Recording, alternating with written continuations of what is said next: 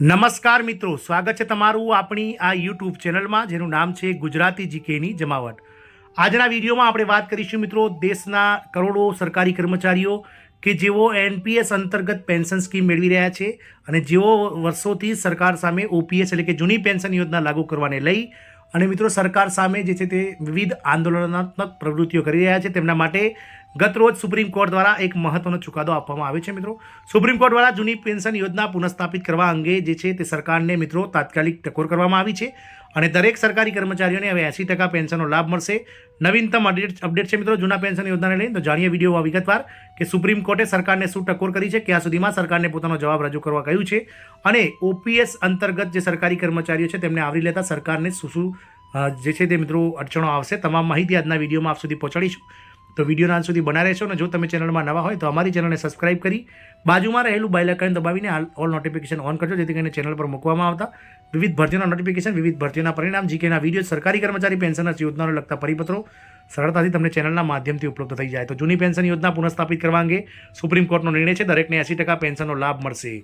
કેન્દ્ર સરકારના કર્મચારીઓ માટે જૂની પેન્શન યોજના એટલે કે ઓપીએસ પાછી ખેંચવાની શક્યતા ફરી એકવાર વધી ગઈ છે. સુપ્રીમ કોર્ટે હાલમાં જ આ મુદ્દે મહત્વનો ચુકાદો આપ્યો છે, જેનાથી સરકારી કર્મચારીઓના નવી આશા જાગી છે. આપ સૌને જણાવી દઈએ કે મિત્રો કેન્દ્ર સરકાર દ્વારા 1 જાન્યુઆરી 2004 પછી કેન્દ્ર સરકારની સેવામાં જોડાવનાર તમામ સરકારી કર્મચારીઓ માટે જૂની પેન્શન યોજના એટલે કે ઓપીએસ બંધ કરી અને દરેકને એનપીએસમાં આવરી લેવામાં આવ્યા હતા. એટલે કે 1 જાન્યુઆરી 2004 પછીના તમામ સરકારી કર્મચારીઓને કેન્દ્ર સરકારે એનપીએસનો લાભ આપવામાં આવી રહ્યો છે. મિત્રો તમામ કેન્દ્ર સરકારના પગલે રાજ્ય સરકારોએ પણ મિત્રો વર્ષ 2004 અને ક્યાંક ને ક્યાંક 2005 સુધીમાં તમામ રાજ્ય સરકારના કર્મચારીઓને પણ હાલમાં એનપીએસ અંતર્ગત આવરી લેવામાં આવ્યા છે. ગતરોજ સુપ્રીમ કોર્ટ દ્વારા કેન્દ્ર સરકારને મિત્રો ઓપીએસ ફરીથી લાગુ કરવાને લઈને ટકોર કરવામાં આવી હતી. શું હતો સુપ્રીમ કોર્ટનો નિર્ણય? તો સુપ્રીમ કોર્ટે દિલ્હી હાઈકોર્ટના એ નિર્ણયને યથાવત રાખ્યો છે, જેમાં કેન્દ્ર સરકારે ઓપીએસ પુનઃસ્થાપિત કરવાનો નિર્દેશ આપવામાં આવ્યો હતો.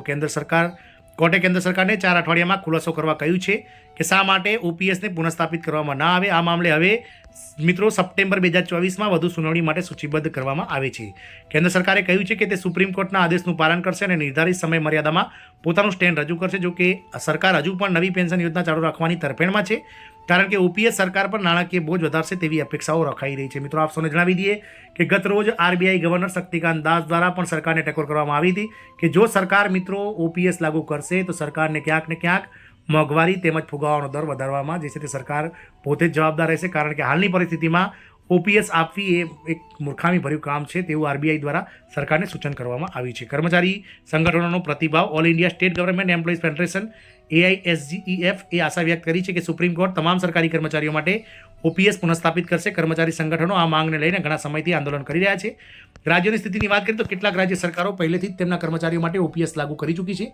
આ રાજ્યો માને છે કે આ યોજના કર્મચારીઓ માટે વધુ ફાયદાકારક છે. જો કે ભારતીય રિઝર્વ બેન્કે ચેતવણી આપી છે કે ઓપીએસ લાગુ કરવાથી રાજ્યોની નાણાકીય સ્થિતિ પર દબાણ આવી શકે છે. આગળનો રસ્તો શું છે? સુપ્રીમ કોર્ટના નિર્ણય બાદ હવે તમામની નજર કેન્દ્ર સરકારની પ્રતિક્રિયા પર ટકેલી છે. જો ઓપીએસ પુનઃસ્થાપિત કરવામાં આવે તો લાખો કર્મચારીઓ તેનો લાભ મળશે. જો કે તેની નાણાકીય અસરોને પણ ધ્યાનમાં લેવી જરૂર છે. જેનું પેન્શન યોજનાનો મુદ્દો સરકારી કર્મચારીઓ અને સરકાર બંને માટે મહત્વપૂર્ણ છે. એક તરફ કર્મચારીઓની સારી સામાજિક સુરક્ષા જોઈએ છે તો બીજી તરફ સરકારે નાણાકીય સ્થિરતા જાળવવી પડશે.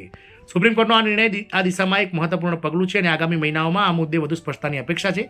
કર્મચારીઓને આ બાબતના વિકાસ પર નજર રાખવા અને જરૂરી માહિતી માટે તેમના વિભાગોના સંપર્કમાં રહેવા માટે સલાહ આપવામાં આવી છે. આ મિત્રો સરકારી કર્મચારીઓ માટે જૂની પેન્શન યોજનાને લઈને આગામી સપ્ટેમ્બર મહિનામાં સુપ્રીમ કોર્ટમાં વધુ સુનાવણી હાથ ધરવામાં આવશે, જ્યાં કેન્દ્ર સરકારના નાના વિભાગ દ્વારા જે છે તે પોતાનો જવાબ રજૂ કરવામાં આવશે. કારણ કે સુપ્રીમ કોર્ટે ઓલરેડી કહી દીધું છે કે સરકારી કર્મચારીઓ માટે ઓપીએસ લાગુ કરે તેવો દિલ્હી હાઈકોર્ટનો જે ચુકાદો છે તેને સરકાર દ્વારા માન્ય રાખવામાં આવે. જોવાનું એ રહેશે કે સપ્ટેમ્બર મહિનામાં જે ચુકાદો છે તેમાં સરકાર દ્વારા શું રજૂઆત કરવામાં આવી છે અને શું ખરેખર કર્મનિષ્ઠ કર્મચારીઓ કે જેઓ સરકારી સેવામાં પોતાનું તન, મન અને ધન સાથે જે કામ કરી રહ્યા છે તેમને ઓપીએસનો લાભ મળશે કે નહીં. જય હિન્દ, અસ્તુ.